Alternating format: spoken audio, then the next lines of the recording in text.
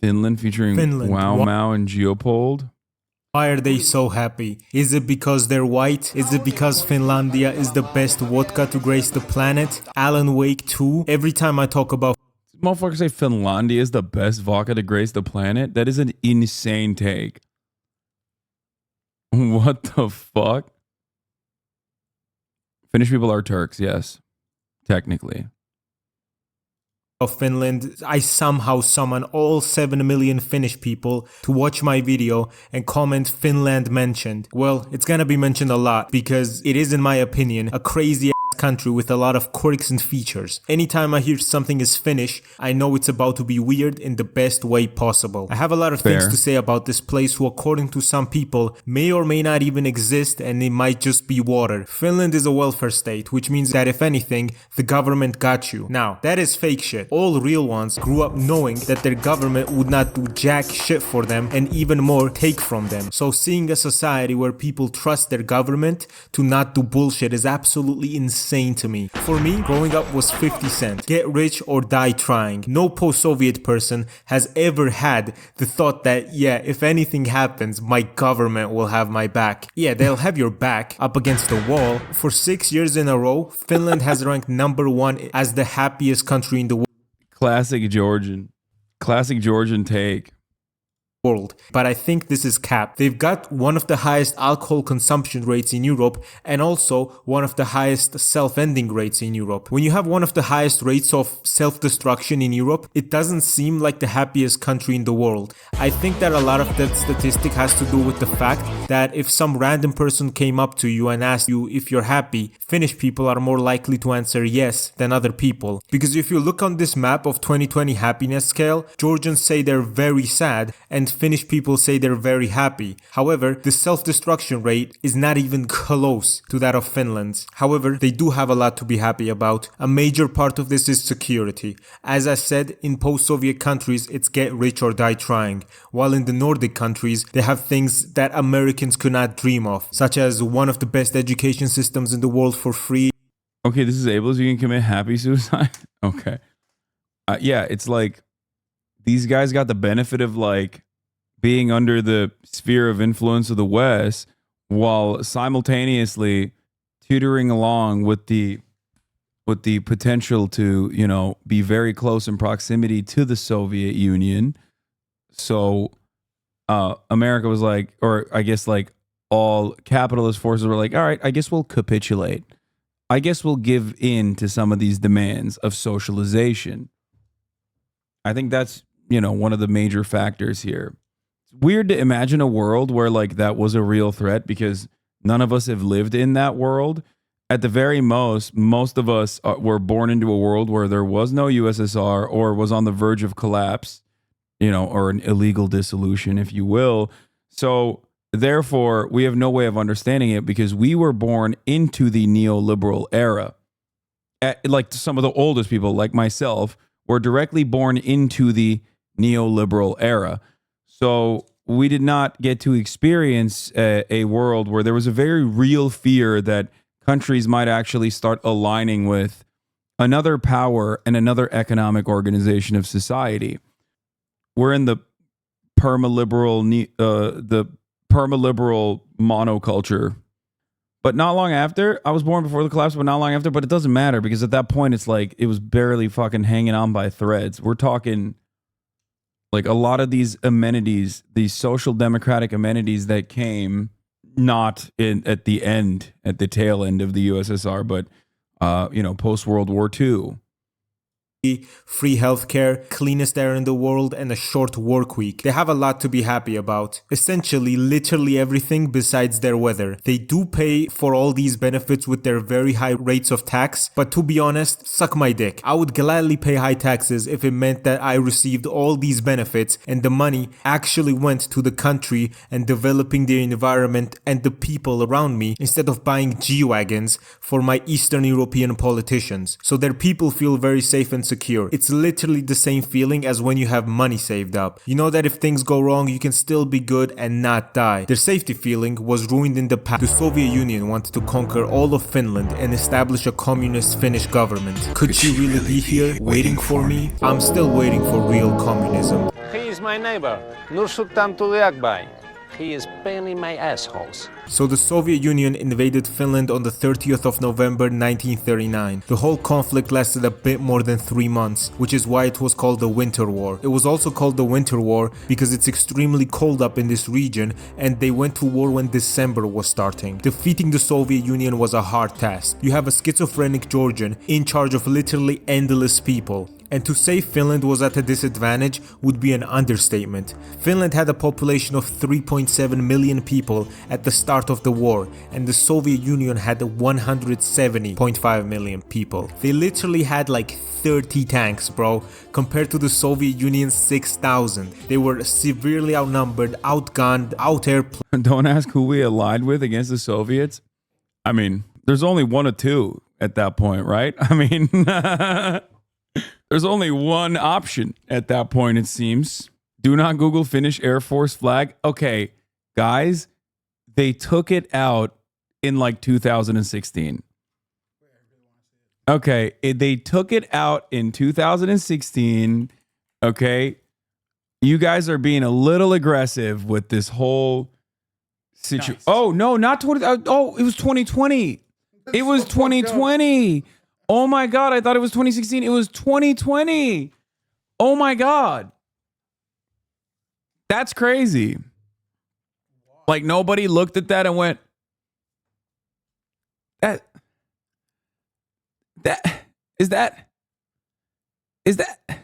is that?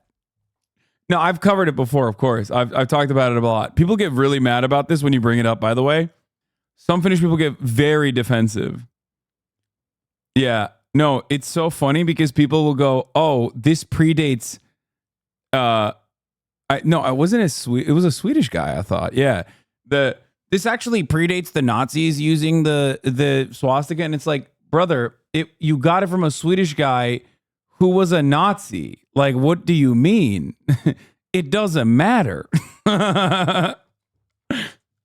Like, yeah. No, it's pretty funny. Until 1945, its planes bore a blue swastika on the white background. It was not intended to show allegiance to Nazi Germany, though the two nations were aligned. While the symbol was left off the planes after World War II, a swastika still featured in some Air Force unit emblems, unit flags, and decorations, including on uniforms, a spokesperson for the Finnish Air Force told the BBC. What is a swastika?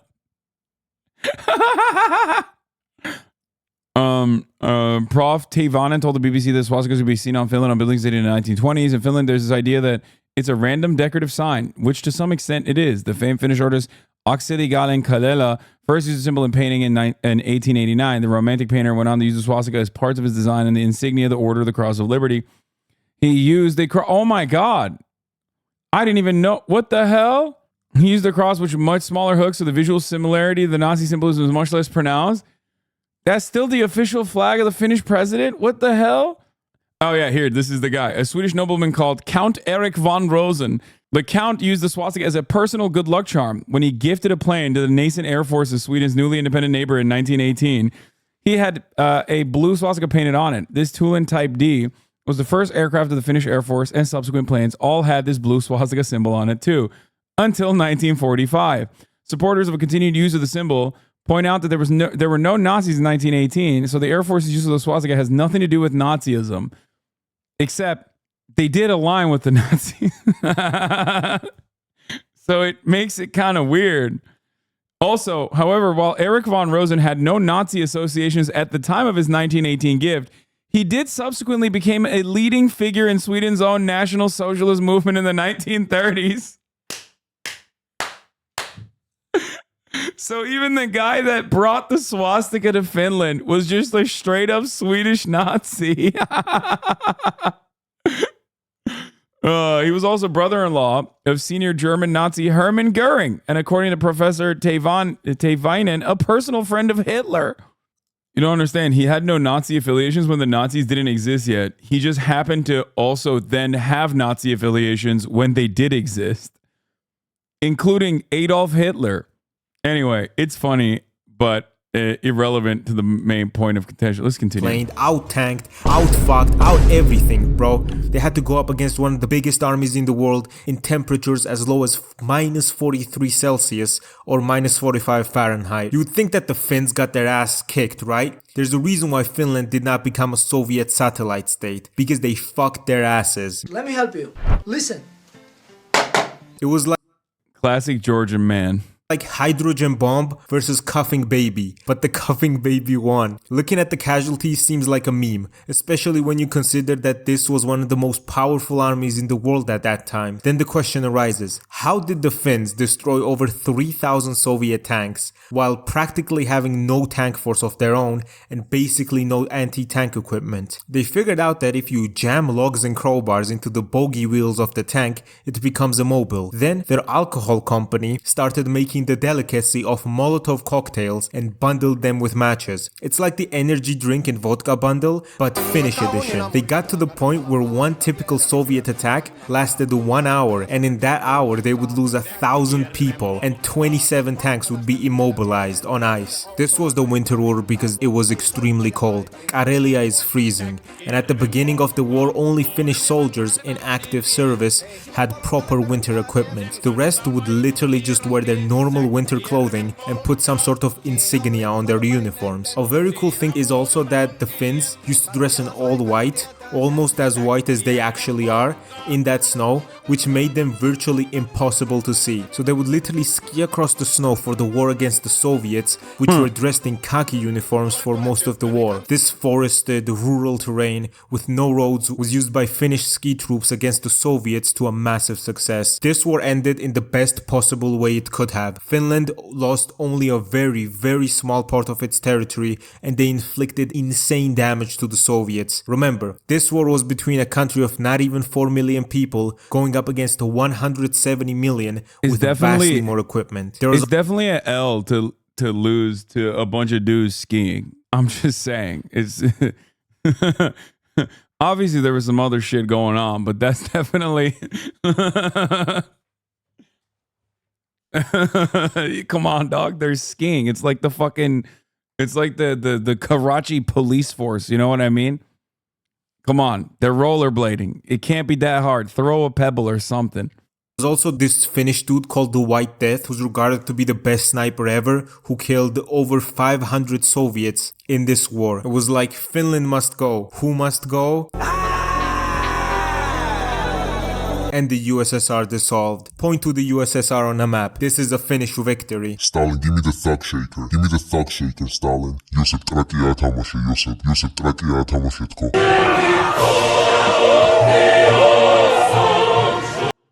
It's really funny that this is the angle still, but then we spent the rest of the USSR's existence on appeasement and working with them. Like the president who was good at it was the most liked president ever. Listen, as far as I understand, this content creator is Georgian, so his perspective on this is a little bit, you know. So after all this business and Russia's reputation for invading literally every neighbor they've ever had in Europe, the Ukraine war started and everyone started grouping together because getting invaded by a schizophrenic alcoholic disturbs your peace and nobody wants it. Finland had this woman, Sanna Marin, who served as Finland's prime minister from 2019 to 2023, and she literally got Finland into NATO. Lego Batman gift. All this talk about NATO expansion just to expand NATO even more and group everyone more against you. Insane amounts of Vladimir Putin L's, by the way. This is unironically correct, 100%. He is right about this. Just a incredible, absolutely phenomenal W for NATO, a phenomenal W for all the generals. It's like the greatest thing you could have done for America. It was like such a gift. Because of your imperialism. Russia literally gave all of Europe a common enemy. NATO would literally not exist if Russia was not known for trying to annex its neighbors. So I congratulate Finland.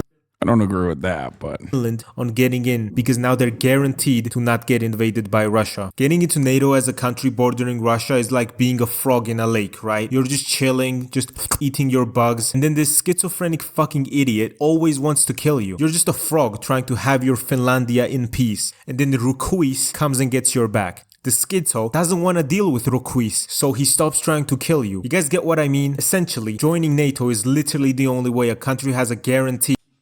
America doesn't really get anything from NATO, though it's a giant money pit. The notion that America doesn't get anything from NATO is the funniest thing I've ever heard in my entire life, or almost as funny as NATO is peaceful. And both of those things are just completely fucking unimaginably false. America's empire is NATO. NATO is like the basic official consolidation of American empire. It is, in the most reductive terms, a protection racket that the mafia holds, but it's the best. You said it was a money pit, and you're not wrong. But where is that money being cycled in and out of is something that you should also consider. What is America's number one industry? What is the most important industry in the United States of America? Where does the money go, chatter? It is a money pit. Where does it go? Gaddafi would have formed the United States of Africa if Hillary Clinton did not wield... Okay, dude. Gaddafi truthers are so fun. Yeah, dude, totally. No, definitely. That's why. They were like, Gaddafi, your wheat's too strong. Your bitch is too bad, Gaddafi. Gaddafi, stop trying to form United Nations of Africa, Gaddafi. They'll kill you. And then they killed him. Your hoe's too bad. Your hoe's too bad, Gaddafi. Your monetary policy too risky. They'll kill you, Gaddafi. And then it happened. Yeah, no, I mean, Gaddafi is an interesting figure in and of itself. Yeah, his swag was too different and they killed him. That they'll stay safe from a Russian invasion because they've invaded every one of their fucking neighbors in Europe. And people complain about NATO expansion. Bro, we don't care about these motherfuckers. We just don't want to go to war. They're over here trying to jack me off with sandpaper and NATO offers me a latex glove. Like, which one do you think I'm choosing? Like, us Georgians went through 3 wars with Russia before talking about, okay, maybe we should try joining into NATO since they keep going to wars with us. And then we went to another war with them. I want to get a hand job with a latex glove, not sandpaper. How hard is this to understand? When I said anytime It's a fair take. hear something is finished, I know it's about to be weird in the best way possible. This is what I mean. Alan Wake 2 is a video game mixed with movie type of sequences starring real life actors. The creators, Remedy Entertainment. Why does he think their governments just want peace? Oh, you were joking. NATO never did any wars. Why does he think their government wants peace? No. I mean, if I'm a Baltic state, it certainly makes infinitely more sense. Especially if I close my eyes and think of it as like not a buffer state for the more important European states that are actually like the really important NATO allies. You know what I mean? If I close my eyes for a brief moment and I'm Polish, I can imagine like NATO is actually there for me and not simply protecting me on the boundaries of me being basically landmass between a more important state like Germany. Like if I close my eyes, it feels like I'm actually important in the process and not simply like an area to resupply forward operating bases. The reason why I have a lot of smoke for Poland recently is the Visegrad tweet, because like his tweet about the highway of death really fucking brought something in me, like a deep anger and resentment inside of me, inside of my soul. Just the notion of like masturbating to American imperialism as though you're part of the team, dog. Yeah, no, definitely. But yeah, as far as NATO goes, I'm no fan, obviously, for real historic reasons that I perceive to be very good reasons. It is the very same things that we've talked about with respect to what were we talking about earlier? Like liberals doing war crimes and then saying that it was actually very good. That's just like the NATO position overall. However, having said that, Vladimir Putin's actions in Ukraine were so perfect for NATO expansion.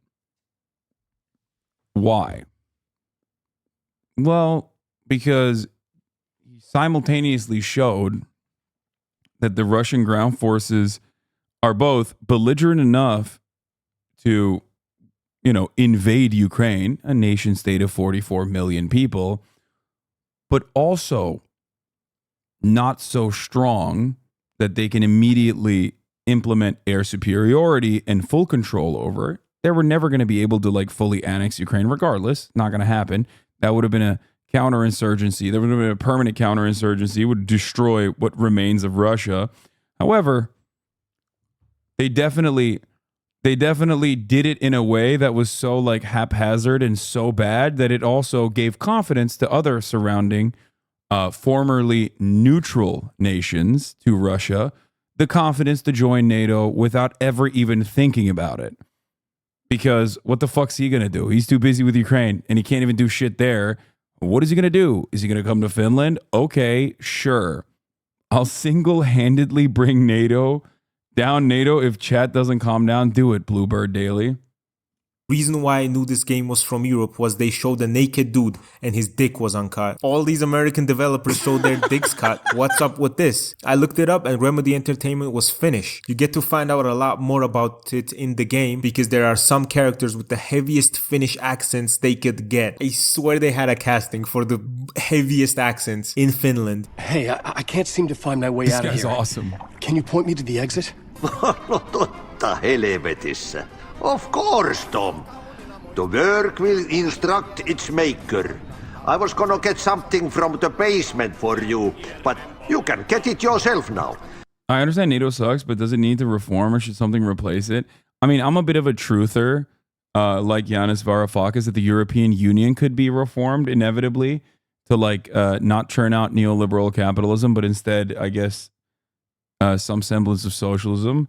But no, NATO is not a thing that it's like reforming the police. Like, no, you can't. That's not happening. That doesn't mean that like there isn't a necessity. Well, NATO is a little bit different than the police as well, because there's a need for, you know, some semblance of law and order.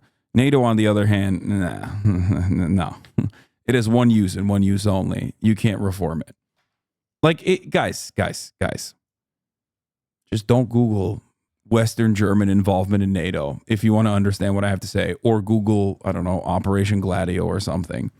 Yeah, reforming NATO is like reforming the Third Reich, which is a good take, actually, because lo and behold, a lot of the Third Reich guys may have made their way into NATO. Just saying. NATO, Nazi arming and training organization. Yeah, I guess what we did with NATO was we reformed the Nazis and turned them into like Nazi plus.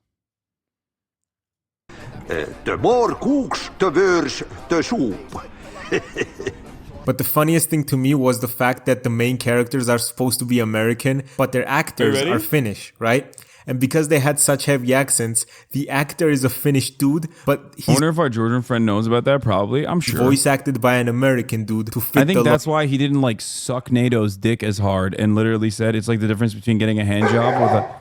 It's the difference between getting a hand job with a latex glove and getting a hand job with sandpaper. That's why he said that. Also, I think that if the main character was constantly speaking with a heavy Finnish accent, it would make the game a lot more enjoyable because Guys, listen. Post World War II, come on, stop supplying that the Nazis ruled the world. Really?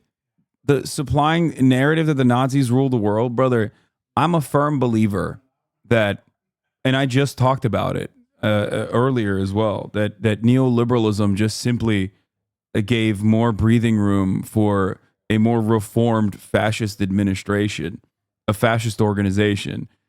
Fascism will inevitably come once again in order to organize the crises that we experience under capitalism. What is the take? What's the famous statement? It's like Nazis lost World War II, but they won, but Nazism won, like fascism won. Nazis might have lost World War II, but fascism won. Is definitely a prescient take when you consider the fact that there was a fucking SS Galicia division Ukrainian Nazi that got a standing fucking ovation in the Canadian Parliament like literally 3 months ago or 4 months ago. Okay. Why did he get that standing ovation? Not because everyone's like secretly a Nazi or whatever. Okay. In the Canadian Parliament. It's more nefarious than that. It's more banal, but more nefarious than that at the same time. that was a misunderstanding, though. No, the misunderstanding only stems from the reality that those Nazis happen to be anti-communist. You cannot chalk that up as a misunderstanding if it's a deliberate attempt to pump your numbers with a bunch of anti-communists and anti-socialists. Who are the biggest anti-communists and anti-socialists post-World War II? Who were the best anti-Nazi and anti-socialist fighters after World War II? Because guess what? Countries had partisans, countries had resistance members. All of those guys were labor union people, trade unionists, socialists, communists, and anarchists as well. Those guys fought against the Nazis and the fascists. The fascists that lost, however, were put back into power after World War II by, you might have guessed it, countries that involved themselves with NATO, whether they wanted to or not. So that's it. That's the whole point, is that because those guys were the best communist killers out there, America was like, well, the real war is against communism. Let's go. Let's use the best communist socialist killers. Let's use them to our advantage. They're just standing there, not doing anything. His cool accent. They also delve a lot into Finnish and Scandinavian culture, including an extremely weird but cool whole-ass musical in the game, which became a fan favorite, and then they performed it live. Okay, but the UK is in NATO and are the most anti-Nazi of them all, country of them all.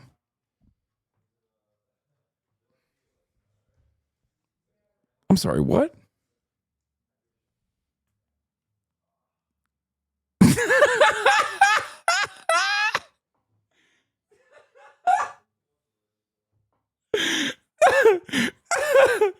All right, I can't even finish this video. I gotta go. I have dinner. I have a boys' night. But that was funny, chatter. Thank you. That was sick. That was a good haha meme to end it on a funny note. Bro, I'm not even kidding. Like, given how much I feel like Hitler was such a weeb for the British royals, like, I feel like there was a very real, like, non-appeasement, but a direct alignment that could have happened. He just said Italy was anti-Nazi. No, he didn't. He's joking.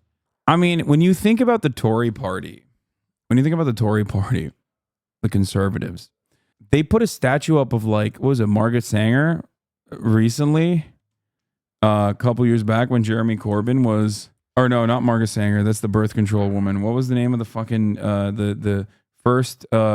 the first British, not Margaret Thatcher, no. The first British, Nancy Astor, thank you.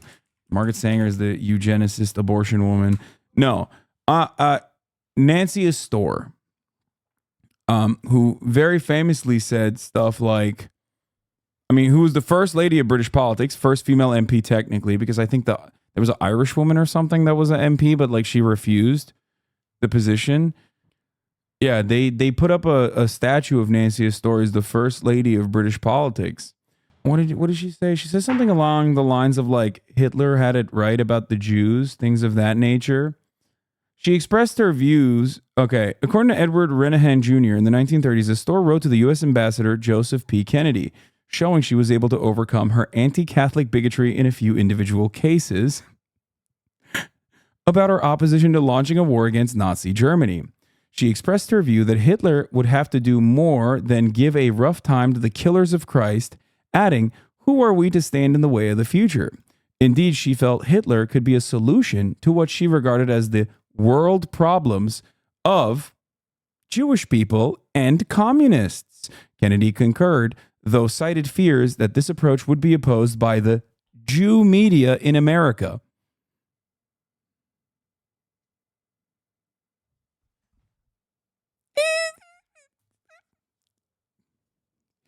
That's why I always like to joke and say that, like, if things were like 3 to 4% different, both England and the United States of America could have very likely ended up on the side of the Nazis in World War II.